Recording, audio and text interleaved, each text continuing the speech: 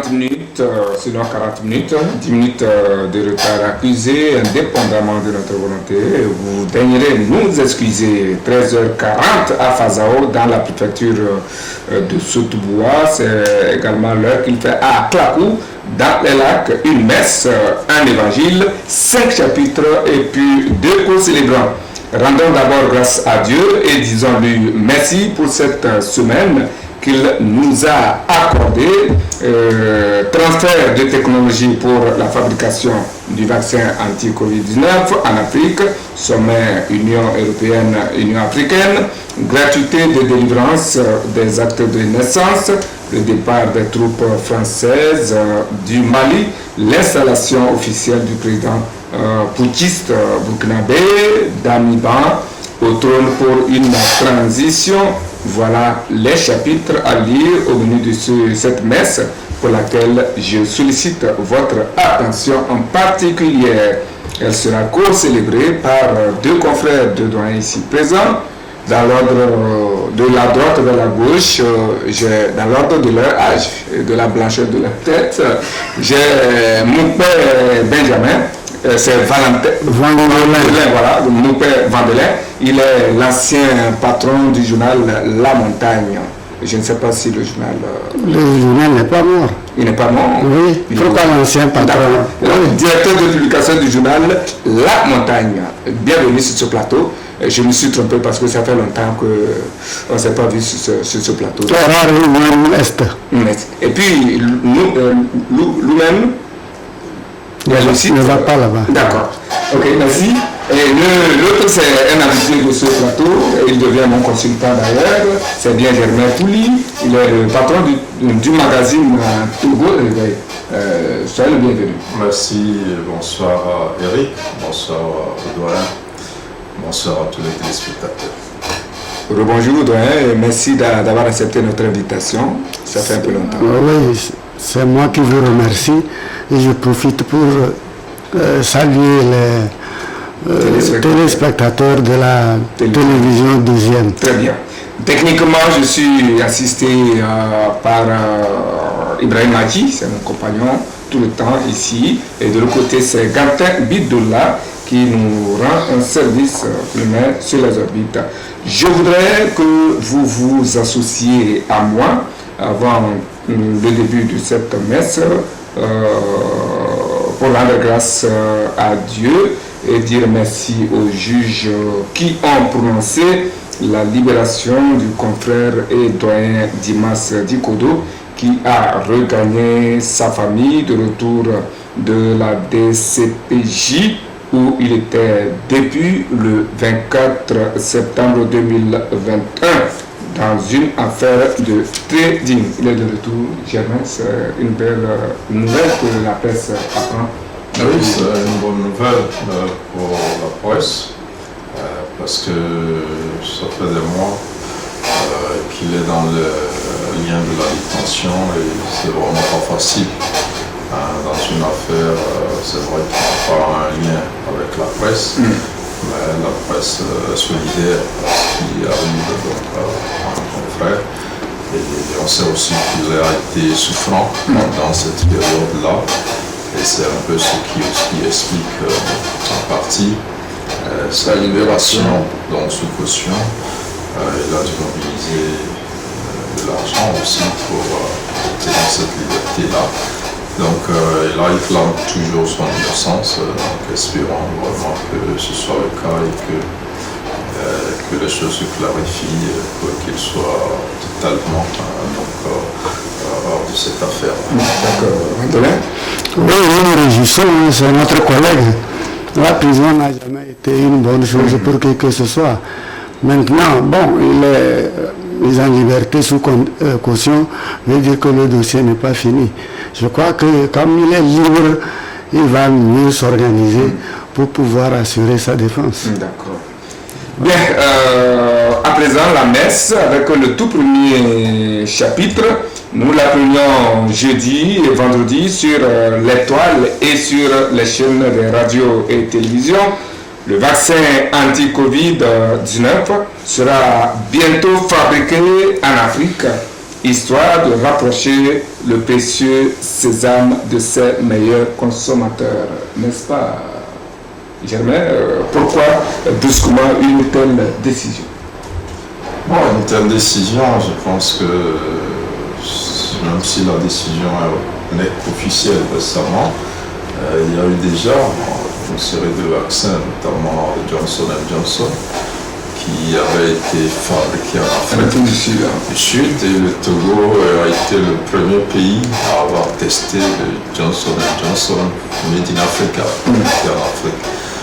C'est vrai que c'est un transfert de technologie dans une situation d'urgence parce que les laboratoires, et je suis en Occident ou en Asie, notamment en Inde, n'arrivent pas à produire suffisamment pour pouvoir satisfaire dans les délais les nombreuses attentes des pays. Et puis il y a eu cette initiative COVAX qui avait pour ambition essentiellement de faire en sorte que les pays pauvres comme les nôtres ne soient pas les parents pauvres de cette vaccination. Et donc aujourd'hui, après cette initiative-là et les dons que certains pays, dans les États-Unis, la France, l'Allemagne et autres, ont pu faire à des pays comme le nôtre, il est apparu important de rapprocher donc, ce produit-là des utilisateurs et donc de produire massivement ce vaccin-là sur le continent pour qu'il soit assez disponible. C'est une bonne nouvelle.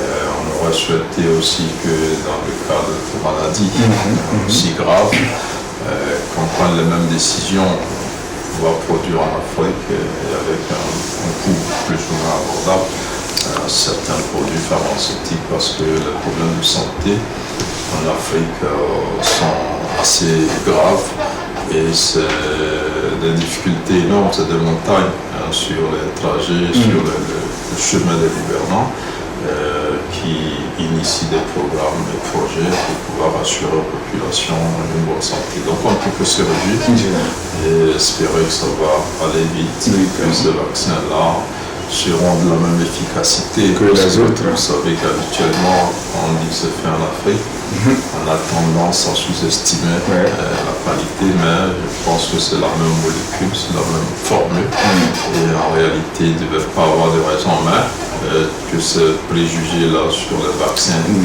fabriqués soit en Chine ou en Afrique, qui parfois se voit ternir leur qualité ou leur réputation. Espérons que ce vaccin anti-Covid qui sera fabriqué ici en Afrique ne va pas subir ce sort-là et que les Africains vont les accepter. Tout à fait. Les autres vaccins. Justement, c'est sous cet angle que je voudrais m'adresser à Vandelin.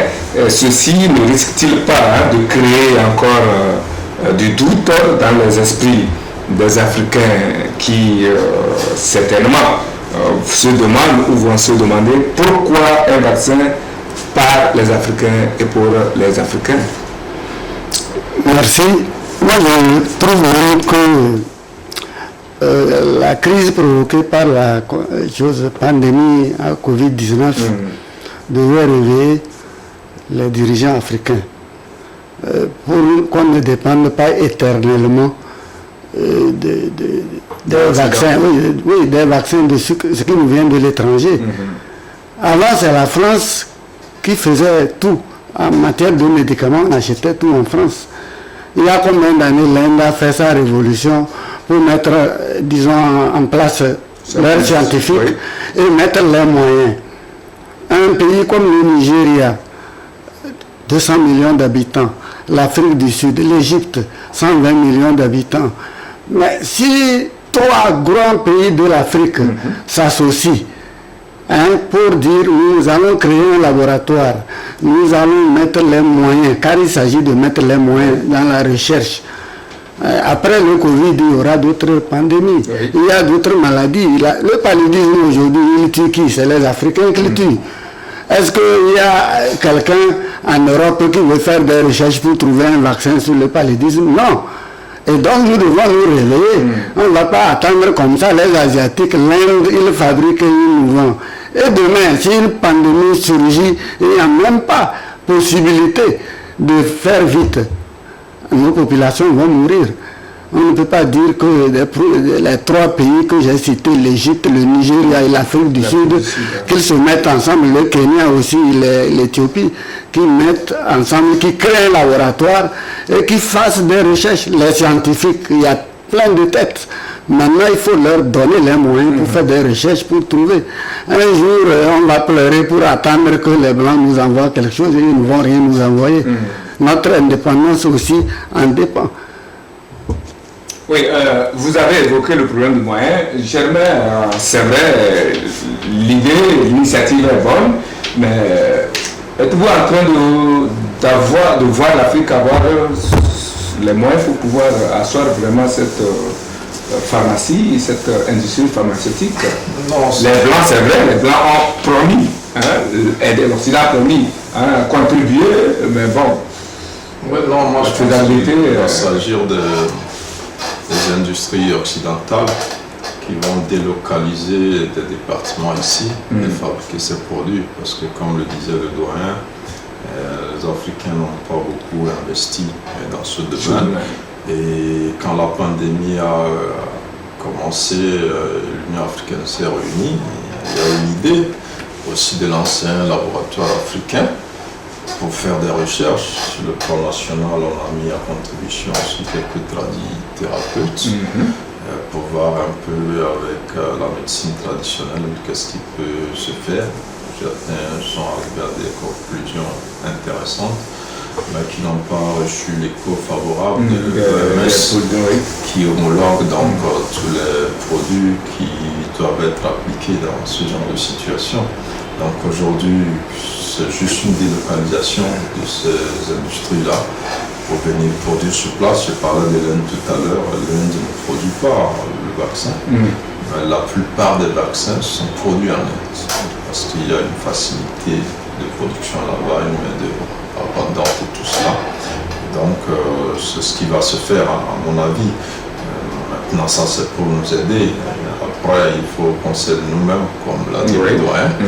On ne va pas attendre que certaines firmes, certains pays occidentaux délocalisent leurs structures ici. Ça a été fait avec le Johnson & Johnson, comme je le disais, mais c'est ce laboratoire qui s'est délocalisé en Afrique du Sud et qui a produit ça. Donc ça ne va pas changer grand-chose, ça va paraître à une urgence parce qu'on a besoin de se vacciner et donc on nous met ce vaccin à disposition.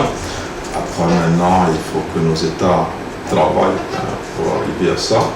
Ça va prendre du temps parce que c'est la recherche et on sait que la plupart de nos chercheurs s'exilent parce que ici justement les recherches ne sont pas assez financées. Même si au passage il faut saluer l'université de Lomé qui a pris sur lui de mettre chaque année, je pense 150 millions, c'est vrai que c'est peu, mais à la disposition des chercheurs à l'université pour financer, c'est déjà un début, donc il faut aller beaucoup plus que ça. Mais je crois que ça va prendre du temps. Ça va prendre du temps tant que le côté santé n'est pas une priorité de priorité. Et qu'on sente ce besoin-là, ça va être difficile. Donc on sait que quand cette pandémie aussi est démarrée, c'est un peu les firmes qui étaient en avance. Je pense que les Français, maintenant, ils sont en train de trouver un vaccin. Sinon, ils ont été en retard dans cette affaire. Et puis, je ne vous coupe pas, cela arrive au moment où, partout dans le monde, même chez eux en Europe, là, plusieurs ont laissé tomber les masques, on l'apprenait, plusieurs pays ont laissé tomber les masques. Prouve que la pandémie a commencé par baisser et c'est en ce moment qu'on trouve nécessaire de créer des sites de fabrication de choses. Est-ce à dire que la Covid n'est plus que l'affaire de l'Afrique? Non, vous avez raison parce que ça tombe mal. C'est à ce moment-là, mais je pense que c'est un projet qui ne date pas de maintenant, c'est à partir de cette semaine ou la semaine dernière que dans plusieurs pays commencent pas considérer la Covid comme une grippe normale. Donc ils ont envie de vivre normalement et qu'on laisse les gens tranquilles. Parce qu'il y avait déjà des grippes qui tuaient les gens. Avec lesquels ils ont. Donc aujourd'hui, c'est sûr, quand ils arrivent, c'est de considérer ça comme une grippe normale et de vivre avec. Donc d'abandonner les masques et les restrictions, tout ça. Mais quand même, il faut reconnaître que la vaccination a eu son effet. Même si on ne le sent pas, c'est parce que plusieurs personnes ont été vaccinées dans ce pays-là, avec des taux allant au-delà de 80% de la population dans certains pays, comme en Angleterre, comme en Israël et bien d'autres pays. Donc la plupart ont avancé dans la vaccination et avec les doses de rappel aussi. Tout ça a permis de rendre les populations plus résilientes pour qu'elles supportent cette grippe-là, qui est en train de devenir une grippe normale comme toutes celles que l'on connaît ici en Afrique, et qui ne nous terrorise pas trop. Mais si le vaccin arrive, je crois que pour l'instant le vaccin est gratuit. Bon, c'est vrai qu'on l'achète un peu, mais pour nous, on achète pour nous. S'il arrive et que c'est accessible, les pays ont les moyens de l'acheter, de vacciner les populations. C'est une bonne chose d'atteindre quand même un taux de couverture qui va assurer une immunité collective. Une dernière question, curiosité. Le Covid. Ça va. C'est bon. D'accord. Là, on va à un autre chapitre. Nous tout en rappelant à tous les citoyens que Covid-19 est toujours là, la pandémie est toujours là. C'est vrai qu'on annonce la fabrication des vaccins. Raison de plus pour que ce que nous avons déjà à notre disposition, que nous montrons notre bonne foi de le prendre avant que l'autre n'arrive. Et aussi, jusqu'à présent, le Togo n'a pas encore levé les restrictions, surtout relatives au respect des mesures barrières, la distanciation sociale, le port de masque en public et puis autres restrictions ou autres mesures barrières. Ainsi donc, nous vous convions à continuer la lutte et bientôt on va s'en sortir et nous pourrons retrouver notre liberté d'antan. Pour une 6e fois consécutive, nous annonçons là un nouveau chapitre. Les dirigeants de l'Union africaine et leurs homologues de l'Union européenne se sont retrouvés à Bruxelles les 17 et 18 février 2022 pour la mise en orbite d'un paquet d'investissements Europe-Afrique pour faire face aux défis tels que les changements climatiques et la crise sanitaire, comme on peut le lire dans les journaux que l'information a rattrapé, notamment Flambeau des démocrates, Togo Réveil, et puis Éveil de la Nation, Écho du pays également, pour ne citer que cela que l'information a rattrapé en cours de rédaction. Alors, cher Germain, que peut-on attendre véritablement de cette rencontre Union européenne, Union africaine ou Union africaine, Union européenne, c'est cela, surtout du côté de l'Afrique? Ce qu'on peut attendre, c'est ce dont on a parlé un peu en partie tout à l'heure, c'est de revoir nos relations, de revoir les habitudes qui existent entre nous, comment on coopère, comment on collabore. Pendant longtemps, l'Afrique a fonctionné selon les règles de l'Union européenne, parce que c'est eux qui identifient pratiquement nos besoins, qui diagnostiquent nos situations, qui nous proposent des remèdes et qui financent les secteurs qui leur paraissent importants à leurs yeux, et avec un mode de financement aussi qui finalement mettre en pole position, parce que c'est eux ceux qui fournissent. Finalement, ils sont les fournisseurs de tout ce qu'on doit acheter dans le cadre de ce partenariat-là. Donc il n'y a pas une liberté pour l'Afrique de coopérer. Et donc aujourd'hui, c'est vrai qu'avec la situation qui se passe au Mali, ce qui se passe en Centrafrique, un peu partout, l'Europe aussi devance un peu les événements et comprend que les Africains sont en train de diversifier les partenariats sans les prévenir et de dénoncer plusieurs accords qui existaient entre eux et les Européens, et avec aussi les offres de nouveaux pays comme la Russie, comme la Chine, comme la Turquie, comme l'Inde, comme la Corée, comme un peu la Corée. Donc les Européens comprennent que les Africains derrière ces nouveaux partenaires diversifient leur tentacule, étant plus honnêtes, plus justes dans les relations, même si on peut côté chinois douter un peu côté russe aussi, mais les Africains tirent beaucoup plus leur épingle du jeu avec ce nouveau partenariat là, et donc l'Europe sentant cela a compris qu'il faut revoir sa stratégie.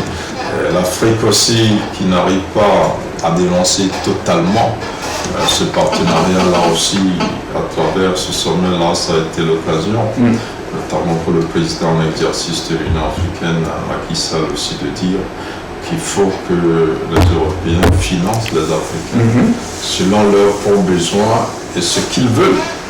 Là, il ne s'agit pas de venir identifier et de dire qu'on agit dans tel secteur. Donc il faut que ça se fasse, et on a vu un peu ici il y a 2 semaines la chef du gouvernement qui avait rencontré les partenaires du système des Nations Unies pour essayer de leur expliquer concrètement les priorités du Togo pour voir comment ces partenaires-là peuvent s'engager. Je pense qu'on arrive un peu dans cette logique-là. Les Africains vont définir eux-mêmes leurs besoins, leurs priorités, les actions, et les Européens vont les accompagner. Et donc il faut aussi un partenariat gagnant-gagnant. Donc aujourd'hui aussi, comme je le disais, face aux Chinois, surtout aux Indiens, aux Turcs qui arrivent, les hommes d'affaires européens aussi ont envie d'affluer. Donc dans le cadre des partenariats public-privé, on pense aussi aujourd'hui à une nouvelle forme de financement de l'Afrique. Donc c'est une bonne initiative, espérons qu'elle soit vraiment sincère de la part de l'Europe. Espérons aussi que l'Afrique soit sérieuse aussi pour travailler à ce que ce nouveau partenariat-là puisse s'établir. Vandeleur, en suivant l'histoire ou l'historique de ce partenariat UA ou IAE, ça dépend. À qui profite, selon vous, ce partenariat IAE? Bon, je crois que dans un partenariat, celui qui donne l'argent impose le tempo. C'est-à-dire qu'il vous donne de l'argent et vous trace les lignes. C'est ce que Germain a dit tout à l'heure. Pendant longtemps, il vous dit, je vous passe l'argent, mais vous l'utilisez pour ceci, pour ceci. Et comme ça. Oui, et il sait pourquoi il vous pousse à, disons, investir ça dans tel domaine ou dans tel autre. S'ils veulent aujourd'hui mettre l'accent sur, disons, les anomalies climatiques, etc., le réchauffement, ils auront tendance à donner de l'argent dans ce sens. Pourtant, c'est eux qui ont provoqué ça. Comme a dit le président, il n'a rien. Non, il avait parfaitement raison. L'Afrique, à peine 4% des émissions. Mais donc, si on ne fait pas attention, ils peuvent nous dire ne produisez pas le cacao parce que vous allez défendre. Non. Et ça, je crois que dans la nouvelle donne, comme Germain a dit, quand il y a d'autres offres, les Turcs, les Qataris, quand il y a d'autres offres, l'Afrique doit parler de façon unie, solidaire pour être fort. Parce que c'est ça qui manque aux Africains. C'est-à-dire, ils vont en négociation. Ils ont affaire à l'Union européenne. Or, chaque pays de l'Union européenne est déjà une puissance. Mais ils vont trouver la nécessité de se réunir pour pouvoir faire face à la toute puissante Amérique. C'est de ça qu'il s'agit. Bon, maintenant, nous on va là-bas à Bruxelles et puis on va en rang dispersé. Ah non, si on tape sur la Côte d'Ivoire, si ne produit plus rien, moi je vais les dépasser. Si on tape sur le Nigeria, l'Afrique du Sud va profiter pour dépasser le Nigeria. Ça n'amène à rien du tout. Et donc, ça, cette fois-ci, il y a des opportunités et il y a plusieurs offres, mais les Africains doivent tenir. Ils disent non, nous voulons que vous nous passiez de l'argent, pas aider, hein. Vous nous prêtez de l'argent dans tel domaine. Si vous ne le faites pas, bon, voilà, les Chinois disent qu'ils vont nous aider. Mais oui, c'est comme ça la réalité. Mais si l'Afrique fait bloc, c'est elle qui a les matières premières, elle peut gagner. C'est parce que justement les Africains ne veulent pas faire bloc. Quand il y a un problème, ils arrivent à Bruxelles. Après, on les appelle un à un de leur côté pour dire non, celui-ci c'est un mauvais président, ceci, etc. Non, c'est ça le problème. Donc si les Africains sont solidaires, cette fois-ci, les Européens sont en difficulté. Parce qu'ils étaient seuls. Vous vous rendez compte, ils étaient seuls. Maintenant, ils ne sont plus seuls. Quand vous prenez, comme Germain le disait, avant tout ce qu'on avait comme médicaments, ça venait d'où? C'est de l'Europe. Maintenant, je vous dis, le laboratoire Cipla a presque pris tous les marchés. Quand nous étions petits, qu'est-ce qu'on avait sur le marché? Par exemple, on avait les mobilettes, les motobécanes, les Vespa, les Peugeot, les Renault. C'est parti où? C'est les Japonais qui sont venus les balayer. Les Chinois. Etc., etc. Et maintenant, ils ont commencé aussi dans ce domaine à être plus dociles. C'est de ça que je parle. Sinon, tant que vous tendez la main, vous ne pouvez pas imposer. Et le professeur Robert Duché, le chef de la diplomatie togolaise, a dit que l'Afrique doit compter sur elle-même. Parce que, vous savez, l'Afrique était un continent. Maintenant, ceux qui ont pris l'initiative de balkaniser l'Afrique en micro-État, ce n'était pas pour l'arranger. Ben, c'est pour mieux l'exploiter. Ils ne peuvent pas vous encourager à être unis. Donc c'est à vous de voir, il y a des opportunités ici. Je fais comme si l'Europe n'existe pas, nous allons vers la Turquie, etc. Et on va vous appeler dans la négociation, vous négociez en position de force, mais pas divisé. Si on négocie d'État à État, ça ne marche pas. Germain, je pense que c'est la base de ce que vous venez de dire.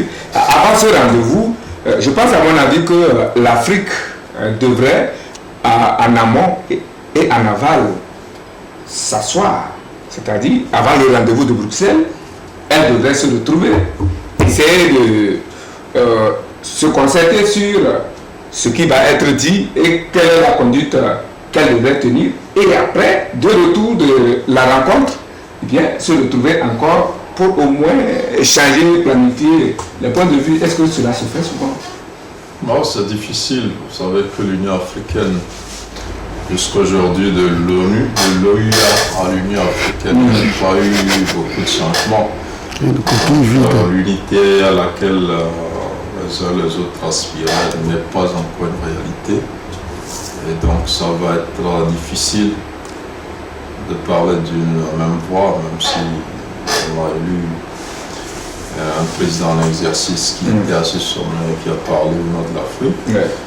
Mais les Occidentaux vont se mettre à discuter individuellement avec l'Afrique.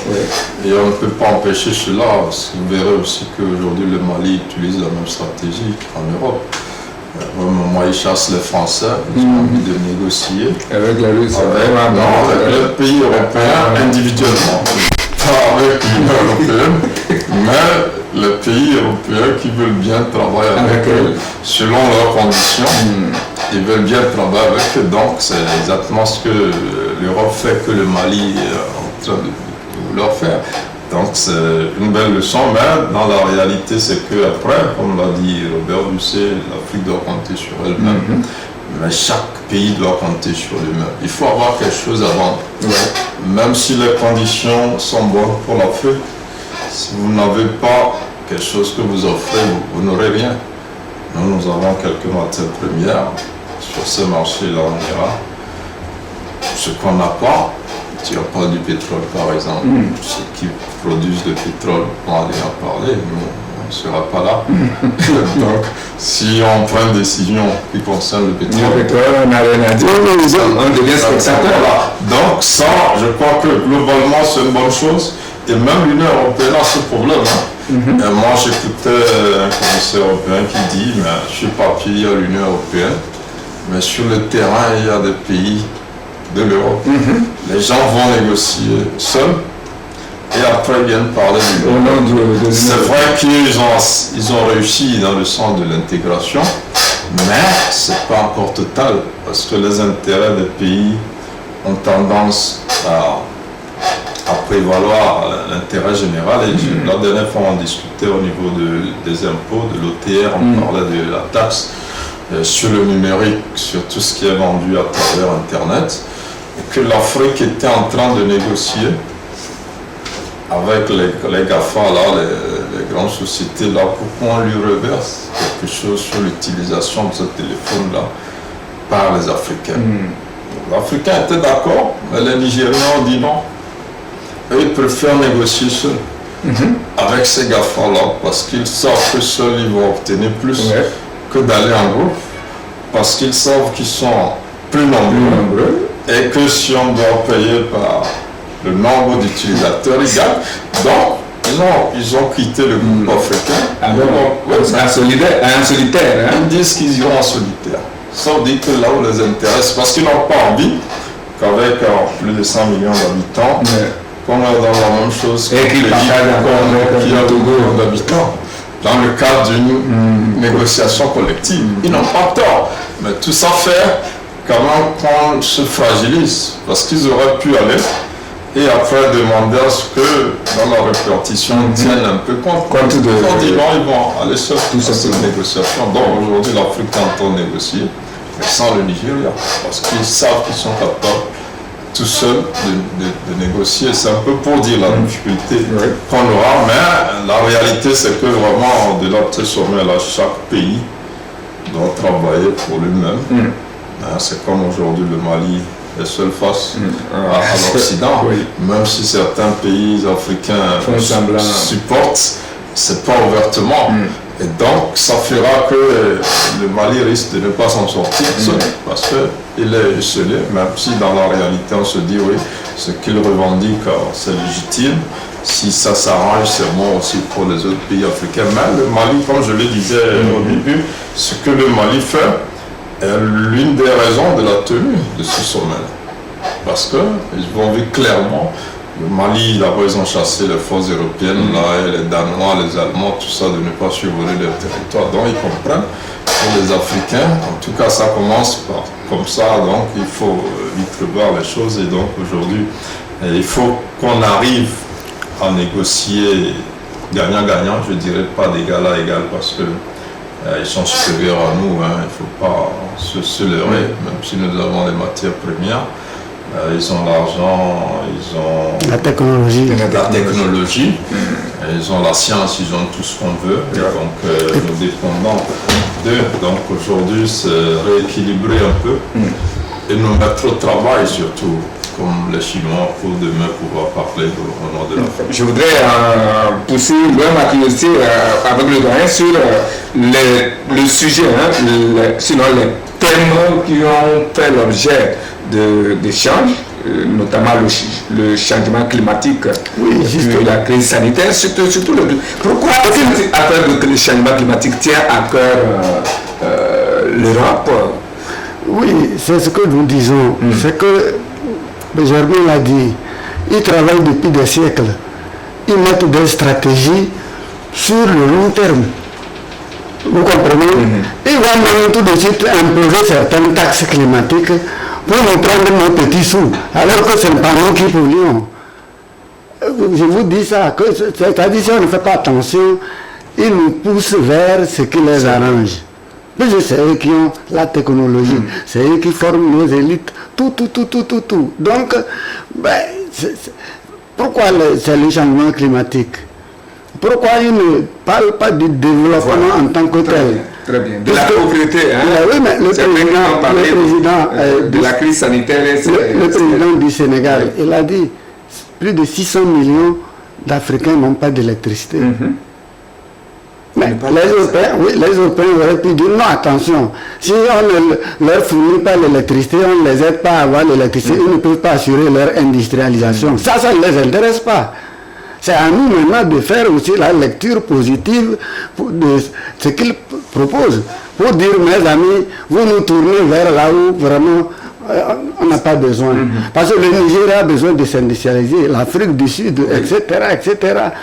Mais eux, ils ont déjà fait leur industrialisation. Ils sont arrivés à leur apogée. Maintenant, il faut sauvegarder leur... Exactement. Donc, c'est de ça qu'il s'agit. C'est pour ça que nous disons que les thèmes, quand ils choisissent, sécurité nous intéresse, c'est bon. Parce que nous devons être dans des frontières sécurisées. Mais la santé nous intéresse en plus. Mais le changement climatique, je l'ai dit, bon, un jour j'ai dit quelque chose, quelque part on a dit que je suis climato-sceptique, c'est faux. J'ai dit qui a bu l'eau du Sahara? C'est-à-dire que c'était une mer. Ça s'est asséché, ce n'était pas l'homme qui a fait ça.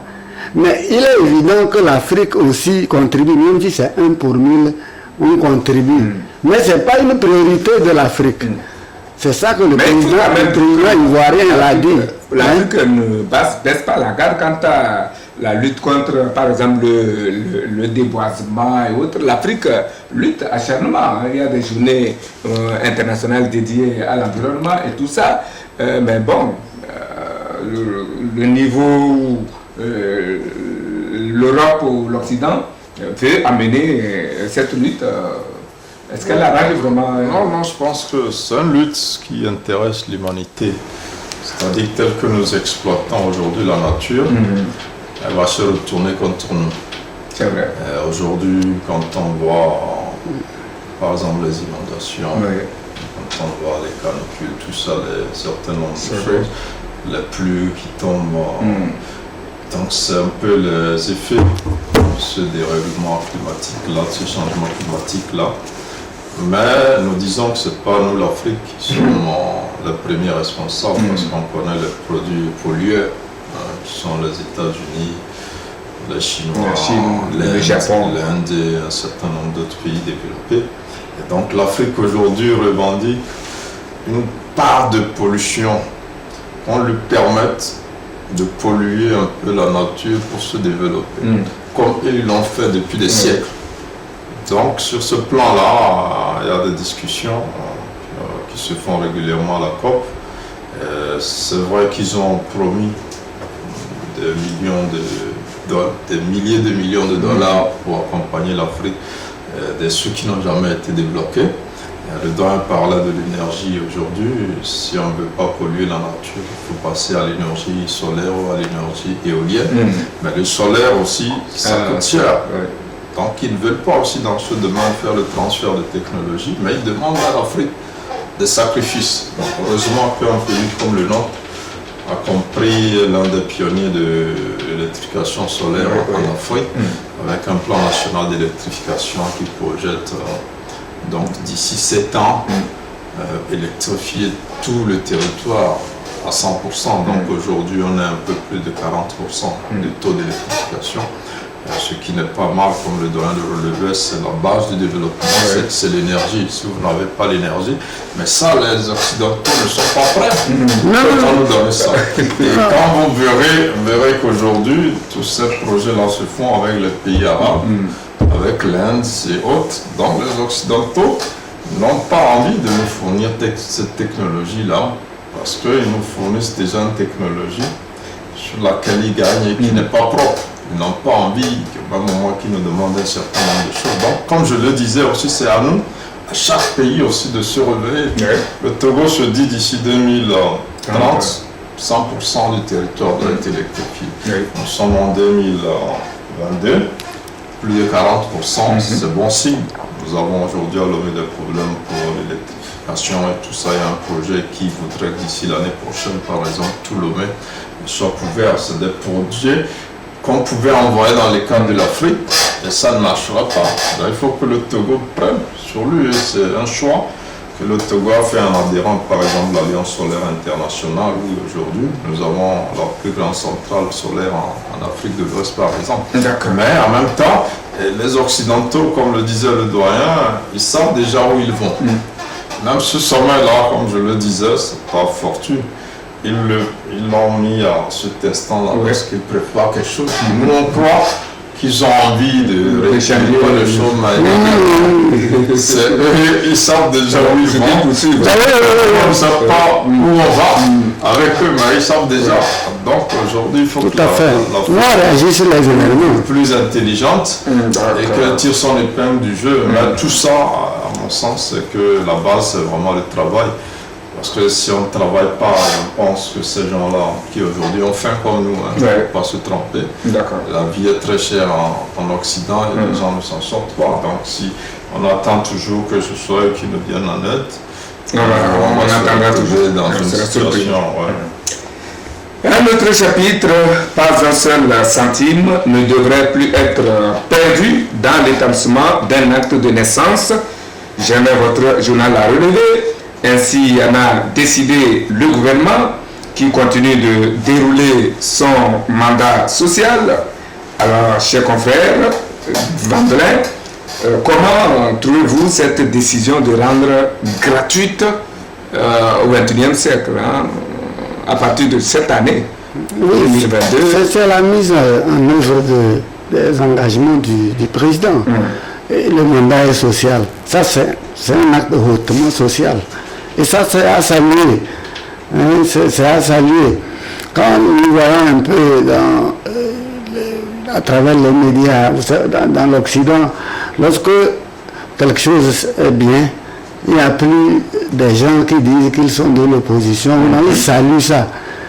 Quand c'est pas bien aussi, ils disent non, ici on pouvait mieux faire. Ça c'est très bon, c'est une action salutaire. Si vous n'avez pas d'acte de naissance, vous n'existez pas. Vous n'existez pas. L'identité c'est là, c'est-à-dire qu'il faut que vous soyez un homme. Mais donc, voilà, je ne sais pas, il n'y a pas de débat, c'est à remercier. C'est à remercier, c'était prévu depuis longtemps, lors de la campagne, même le chef de l'État l'a annoncé.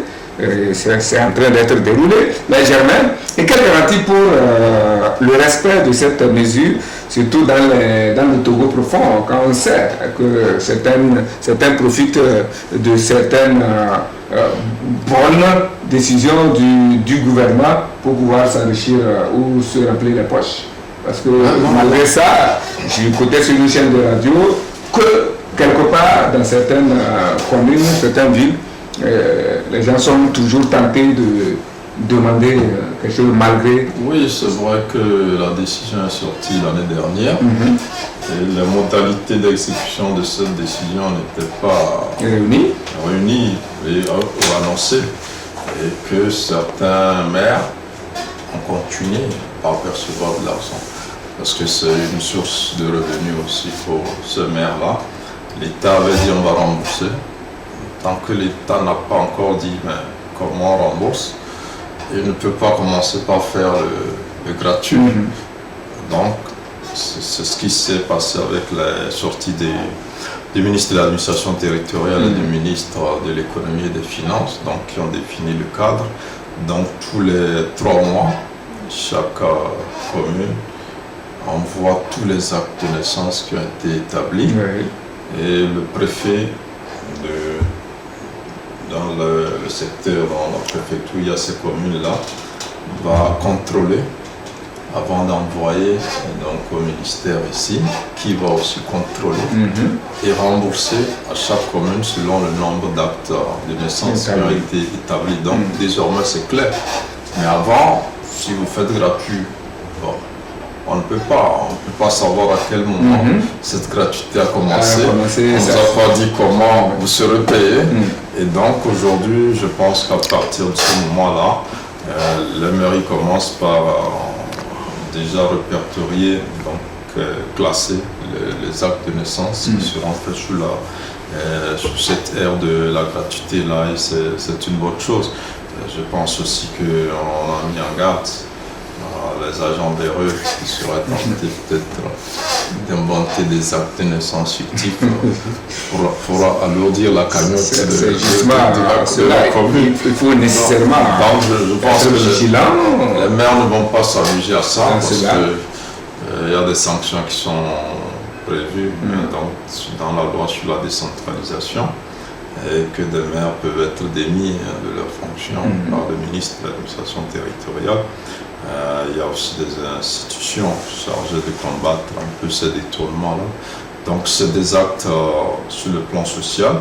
On en a pris beaucoup, même au niveau de l'éducation, les frais d'inscription aux examens, et tout ça. Et on a vu qu'à ce niveau aussi, le ministre avait dû prendre certaines mesures pour s'assurer que tous ces frais d'autres cotisations seront arrêtés. Donc c'est de bonnes décisions.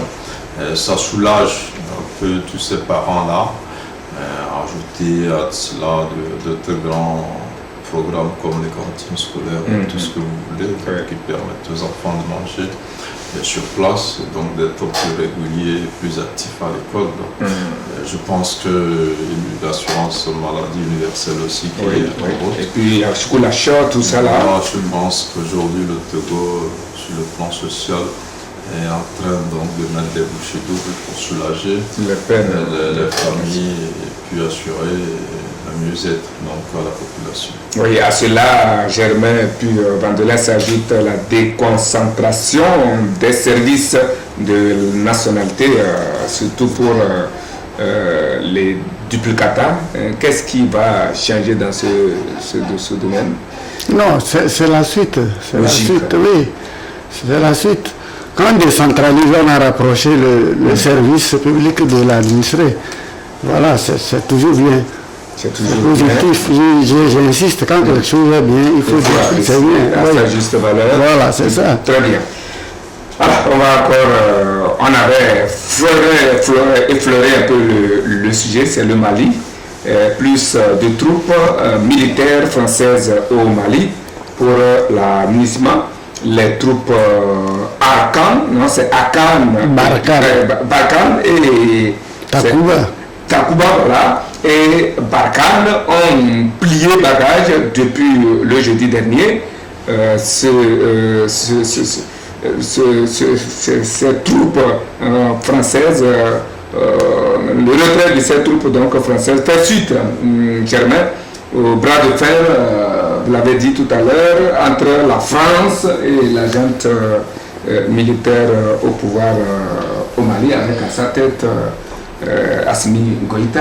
Alors, dites-nous, chers confrères, quelle est la vraie cause du départ des troupes françaises du Mali? Oh, la vraie cause, je ne pense pas que je suis en mesure ici de vous dire la vraie cause. Oui. Parce que nous sommes en politique, chacun est dans ses calculs. Mais ce que nous savons qui est un fait, c'est qu'il y a longtemps que cette force-là est là. C'était Serval, après c'est Barkhane. Après ça a été ouvert aux autres troupes européennes, donc à travers Takuba. Mais les Maliens estiment que depuis pratiquement 9 ans, rien n'a changé. Ces soldats venus les aider à combattre le djihadisme ils pensent qu'il n'y a pas une grande évolution. Au contraire, une bonne partie du territoire a été infestée par le terrorisme. Donc ils estiment que ce partenariat-là, il faut le défaire, il faut le dénoncer, le défaire. Et sans le défaire, ils ont noué un autre partenariat avec les Russes qui se sont déployés donc depuis l'année dernière et qui commencent, selon l'armée malienne, à avoir des victoires sur le terrain, à reconquérir le territoire. Donc, fort de ce nouveau partenariat-là, les autorités maliennes ont demandé aux Français et aux Européens de quitter. Donc, il y a eu les derniers entre-temps qui se sont déployés sans l'apport des autorités maliennes qui leur ont demandé gentiment de replier, ce qui a été fait. Bon, ça, c'est le fait auquel nous assistons. Et dans la foulée, donc, Macron qui annonce donc, le retrait de ces forces françaises et européennes du Mali, mais ces forces, selon le président Macron, vont continuer à aider les pays à combattre dans le Sahel. Ils vont probablement se déplacer dans un autre pays du Sahel, peut-être dans l'un des pays côtiers, parce que nos pays aussi sont finalement exposés aux attaques terroristes. Donc, Macron demande un temps assez long pour replier ses troupes parce qu'il estime que c'est beaucoup de matériel, c'est beaucoup d'hommes et donc il faut le temps qu'il faut. Demande rejetée par la junte malienne qui dit qu'il doit partir sans délai. Donc Macron qui réplique aussi qu'il n'est pas question. Donc qu'on lui mette la pression sur le retrait de ses troupes. Donc on en est là, mais ce qui est acté, que ce soit dans 6 mois ou dans 1 an, les soldats français et européens vont quitter le Mali et changer de base quelque part en Afrique de l'Ouest. Est-ce que Vandelin, cela ne va pas être source d'autres problèmes pour le Mali? Quitter dans un délai, dites non, nous n'allons pas quitter tout de suite. D'ailleurs, les propos avancés par les uns et les autres, le Mali dit que ses troupes, la France dit que le Mali, qu'elle retire ses troupes parce que le Mali ne respecte pas ou n'a pas respecté mais le Mali accuse les troupes de n'avoir pas joué leur rôle. Finalement, qui a raison et qui a tort? Non, on ne peut pas savoir. Germain dit, on est dans un domaine politique. C'est l'avenir qui va dire, parce que chacun fait ses calculs. Maintenant, vous pouvez faire des calculs et devant la réalité, vous échouez. C'est vrai qu'il est constant que de 2013, l'année de l'intervention des forces françaises, de 2013 à 2021, les djihadistes, il y a une métastase, si bien que ça va même vers les, comment l'appelle-t-on, les côtes, n'est-ce pas? Donc s'il y a une métastase, on n'a pas pu combattre, il y a une métastase, donc on constate, c'est un constat, on constate que le résultat n'est pas atteint. Ceci étant, la ministre française, Florence Parly, a dit qu'il y a une ligne rouge que les autorités maliennes ne doivent pas franchir, s'ils doivent rester là-bas. La ligne rouge, c'est que des forces qui ne sont pas régulières, les mercenaires, viennent au Mali. Quand ils ont constaté que les mercenaires du groupe Wagner sont arrivés au Mali. Bon, là, moi, j'ai des difficultés pour comprendre parce que, pour moi, quand on dit mercenaire, c'est comme djihadiste. Parce que, c'est pas un gouvernement qui les a envoyés, puisqu'ils sont des mercenaires. Deuxièmement, les Français constatent qu'ils font des exactions. Les Français constatent même qu'ils commencent maintenant à mettre la main sur les richesses du pays. Ils l'ont dit dans plusieurs interventions des hommes politiques. Alors, moi, ça me met mal à l'aise parce que la France est là-bas depuis 9 ans. Le Mali, c'est son jardin, hein? Mais les gens arrivent comme ça, des mercenaires, Poutine dit qu'il n'a envoyé personne. Et s'ils sont des djihadistes, puisque un mercenaire, par définition, ce n'est pas du bon boulot. Donc, je ne vois pas pourquoi la France va prendre la décision de quitter et laisser les mercenaires. Moi, dans ma petite tête, je me dis, les mercenaires arrivent, vous êtes une force là, vous êtes arrivés, mais parce que, comme Poutine dit que c'est pas lui qui les a envoyés, le sort que vous réservez aux djihadistes, c'est le sort là que vous allez réserver aux mercenaires. Vous les chassez. Vous quittez les laisser. Vous quittez les laisser. Il y a un précédent en Centrafrique. Ces mercenaires-là sont en Centrafrique. Et les militaires français ont replié un peu. Maintenant au Mali, ils disent qu'ils quittent carrément. Mais alors attention, parce que les mercenaires peuvent prendre goût. Là où Paris ira encore, les troupes françaises iront encore, les mercenaires peuvent dire, bon, puisque c'est nous qui venons, les Français s'en vont, nous irons là-bas. Et donc c'est pour ça que je dis que c'est un peu inquiétant. C'est-à-dire que moi je n'arrive pas. Si c'était des forces russes, c'est-à-dire que l'armée, voilà, la Russie assume que c'est moi qui les ai envoyés dans le cadre d'un partenariat d'État à État, les Français peuvent dire nous voulons éviter une confrontation.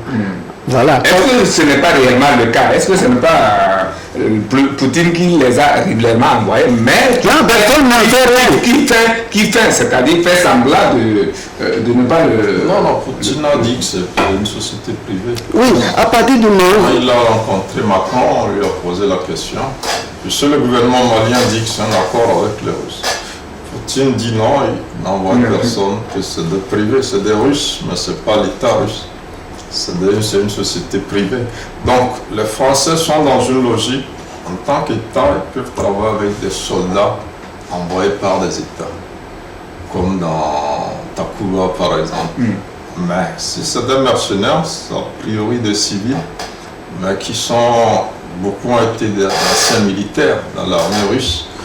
Donc, c'est quand même des civils qui savent manier les armes, mais qui peut-être n'ont pas la même déontologie que les militaires. Ça va être difficile de collaborer avec des civils, même s'ils savent utiliser les armes. Donc, la France, mais je ne pense pas que ce soit vraiment ça le problème. Je crois que le Mali a fait venir les Russes sans l'accord de la France. Voilà. Vous êtes déjà dans un accord, même si cet accord n'est pas efficace, il fallait le dénoncer avant de signer notre accord.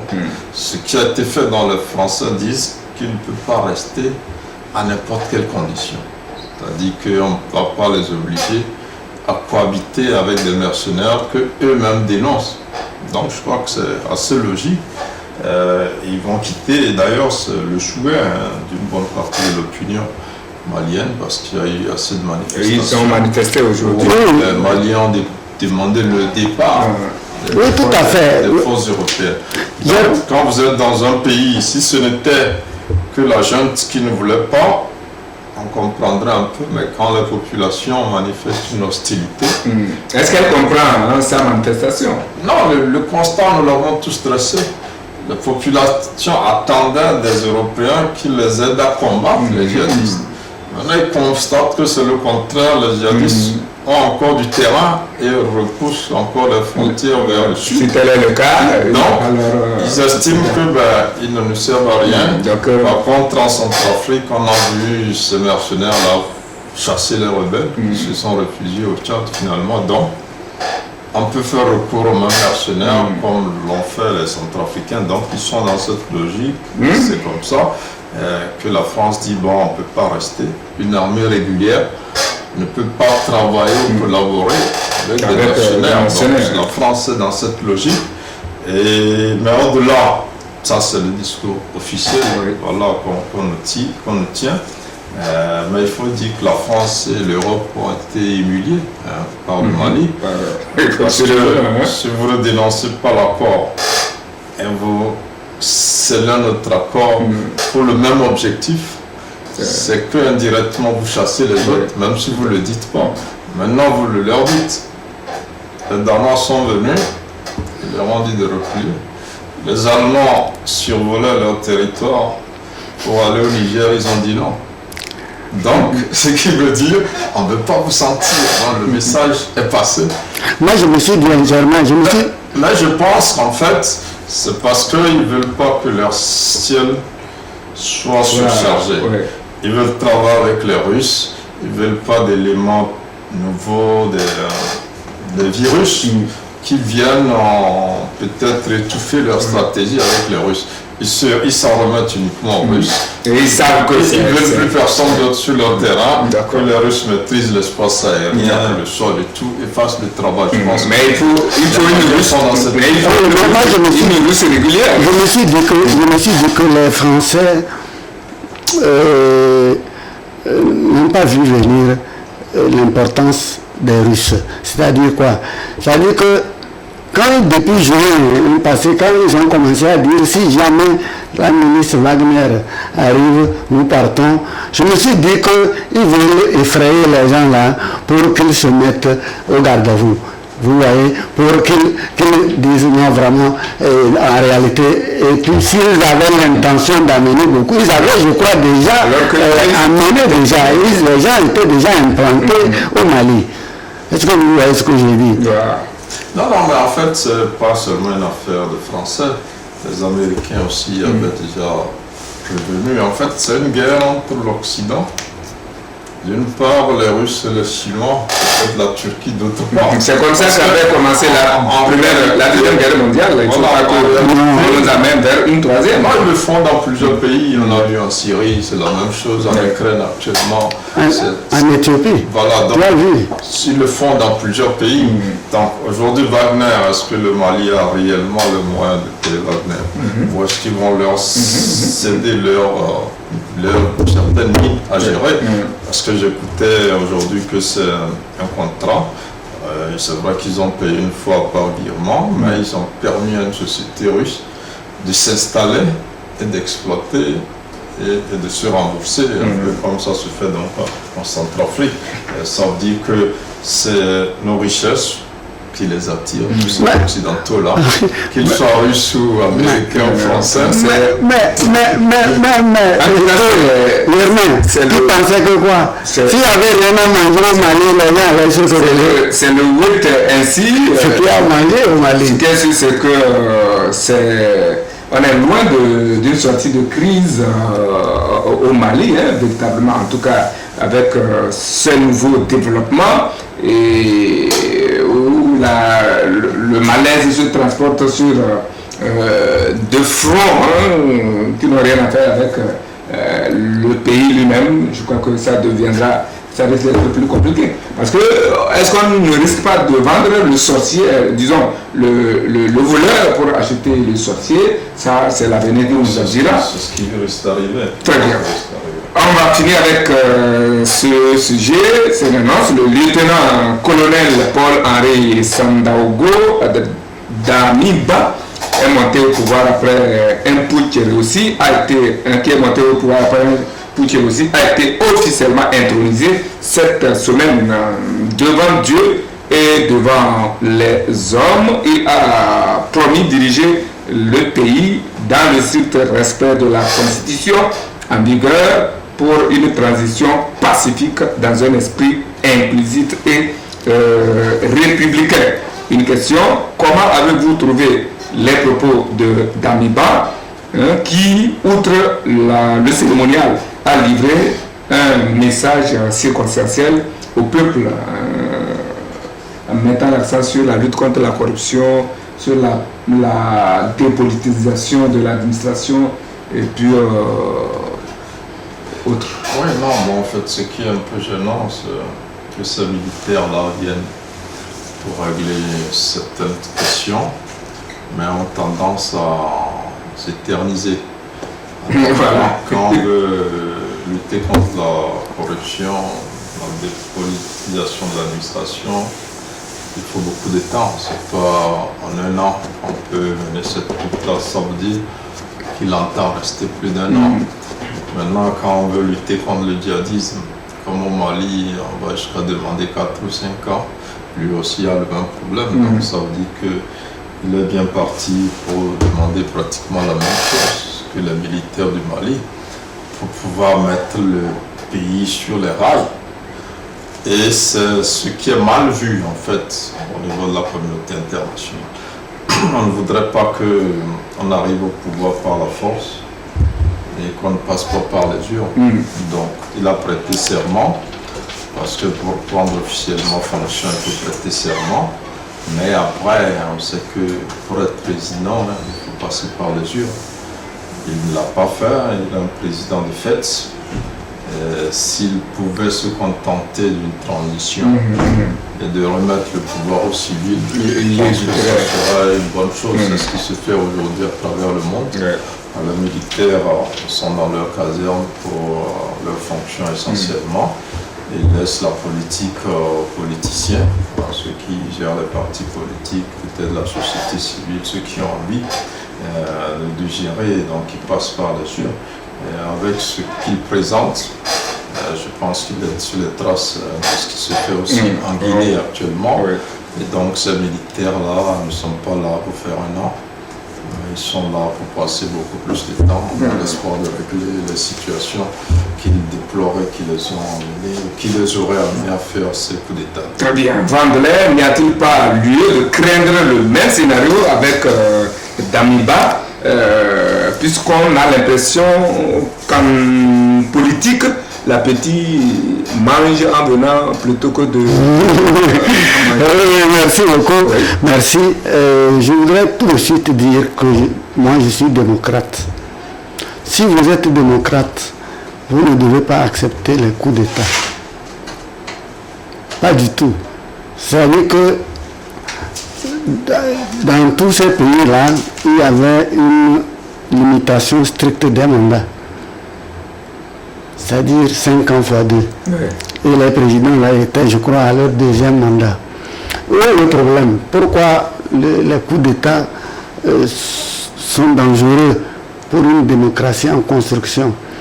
C'est que lorsqu'il y a coup d'État, cela voudrait dire qu'il y a un groupe d'officiers qui a mis de côté ceux qui aussi étaient là, qui protégeaient l'État, n'est-ce pas? Un groupe d'officiers qui a mis de côté un autre groupe.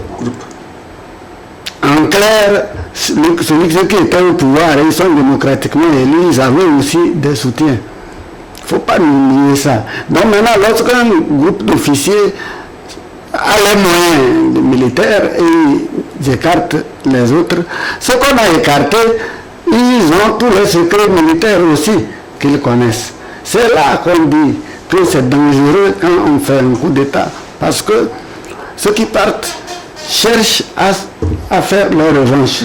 D'autant plus que lorsque vous dites que vous avez fait le coup pour lutter contre la corruption, qu'il y a la mauvaise gouvernance, soit, mais partout où il y a eu ces coups d'État, ceux qui ont fait la transition, quand ils ont fini la transition, qu'elle soit de 1 an, 2 ans, tout ça là, quand ils ont fini leur transition, ce n'est pas des indigents. Ils ont des comptes bourrés parce qu'ils se disent après c'est quoi? Est-ce que vous comprenez? Donc, à partir du moment où vous avez chassé les autres par la force au Burkina, pourquoi il y a des coups d'État à répétition? Justement parce qu'il y a des groupes de militaires, d'officiers qui prennent les choses, qui mettent de côté les autres, qui disent, bon, vous l'avez mis à l'écart et vous mangez. Alors, le président qu'on a renversé, ses partisans connaissent tous les secrets militaires, tous les secrets d'État. Et ainsi, quand ils vont vouloir que la transition soit longue, pour bouffer aussi assez, ça risque encore qu'il y ait des contre-coups. Et c'est pour ça qu'on dit que si vous estimez, parce qu'un président qui est au pouvoir, ses partisans disent qu'il travaille bien. Aux États-Unis, quand vous prenez l'exemple des États-Unis, les républicains disent que Trump, c'est le Messie qui est venu redonner à l'Amérique sa grandeur. Les démocrates disent que c'est le pire des présidents que les États-Unis ont connu. Si c'était dans les pays où on fait facilement les coups d'État, ils vont organiser des coups d'État. Et là, c'est grave, ça veut dire qu'il n'y aura même plus un jour de la démocratie là-bas. Donc il faut tolérer, le président, il est là, il finit son mandat, il est élu par le peuple, et on n'a pas interrogé tous ceux qui l'ont élu. Il est élu, il finit son mandat, il y aura un nouveau président, comme en Mauritanie, ça s'est passé. Ça peut être quelqu'un de son camp politique qui prend le pouvoir. Il dit, monsieur, vous avez exagéré, vous êtes devenu citoyen. Non, vous êtes devenu citoyen libre puisque vous avez fini votre mandat. Vous pouvez aller à la justice. S'il y a... Voilà, c'est ça. Sinon, quand ça continue comme ça, nous avons la force, nous avons les armes, nous des agents qui sont là, ça excite d'autres officiers après. Puis, comme l'a dit un journal, c'est devenu une épidémie. L'épidémie, c'est le coup d'État. Où le journal a parlé de coupe d'Afrique, de coups d'État. Germain, à vous le mot de fin. Quelles leçons peut-on tirer de cette situation des putsch et des coups d'État en Afrique, surtout ces derniers temps, et en Afrique francophone? Oui, c'est ce que le doyen disait tout à l'heure. C'est un grand péril pour la démocratie, qui est le choix libre des dirigeants par les populations. Il faut laisser les gens finir leur mandat. S'il y a des cas où on peut chasser un président, il faut que ce soit la loi qui le permette. Donc quand c'est la force armée qui vient chasser un président, on parlait de Trump, moi je parlerai de Macron. Si Macron était au Mali ou au Burkina avec les gilets jaunes il y a longtemps, il serait pas président. Il y a longtemps qu'il serait pas président. Ah oui, bien sûr. Donc c'est un peu triste de voir surtout au Burkina de voir un président comme ça, au moins en Guinée, on sait que Alpha Condé l'a cherché. Au Mali aussi, c'est un peu triste parce qu'il entamait son deuxième mandat. Au Burkina, c'est pareil. Là, je pense qu'il faut que les militaires revoient. Ils sont une force la véritable force, le pouvoir, c'est l'armée. Mais ils ont une mission. Et leur mission, c'est dans les casernes. Il faut qu'ils s'attellent à cette mission-là. Maintenant, s'il arrive qu'exceptionnellement, il pense qu'il faut chasser un président, mais il faut que la transition soit courte pour permettre l'élection d'un nouveau président, mais chercher à s'éterniser, ça finit mal. Ça finira mal, toujours entre les militaires, là. Ça va finir mal. On a vu les derniers exemples, les IDA qui sont en fuite aujourd'hui au Canada, les Sekouba Konaté, les Dadis Camara qui sont des réfugiés hors de leur pays. Tout ça, c'est parce que la gestion d'un coup d'État est assez compliquée après. Si on le fait, on passe à une transition rapide, comme ATT l'avait fait au départ.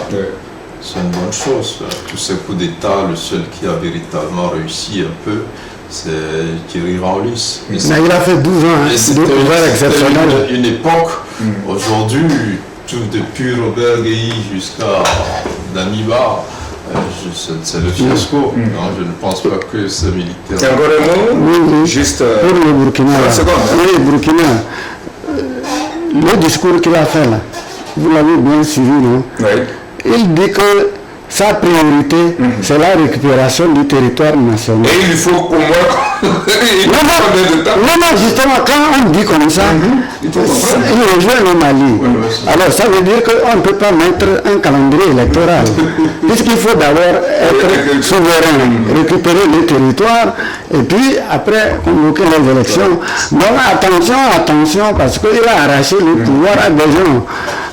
Et puis, s'ils sont chauds, on ne sait jamais demain. Goïta avait promis 18 mois pour rendre le pouvoir.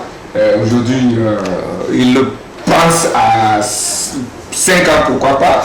Et je pense que, bon, comme je l'ai dit, en politique, l'appétit mange en venant, j'ai l'impression. Alors, on s'arrête ici pour aujourd'hui. Merci à vous, doyen Vandelin Moupé, directeur de publication du journal La Montagne. Germain Pouli, le patron du magazine Togo Réveil, étaient les officiers en cours célébrant de cette messe. Nous avons parlé de la politique, de la diplomatie et aussi du social. À la technique, c'est Match Ibrahim au cadrage. De l'autre côté, c'est Quentin Bidola. Moi, c'est Eric Tamander, le prince héritier de la Bina. Cette pensée de Pierre Janet pour se séparer, il dit, je cite, « La morale consiste à faire son devoir, non pas parce qu'il plaît ou parce qu'on a peur du châtiment, mais simplement parce que c'est le devoir. » La morale consiste à faire son devoir, non pas parce qu'il plaît ou parce qu'on a peur du châtiment, mais tout simplement parce que c'est le devoir. Et pour ajouter, quand tu diras, faites du bien parce que c'est bien. Bonne méditation, à dimanche prochain.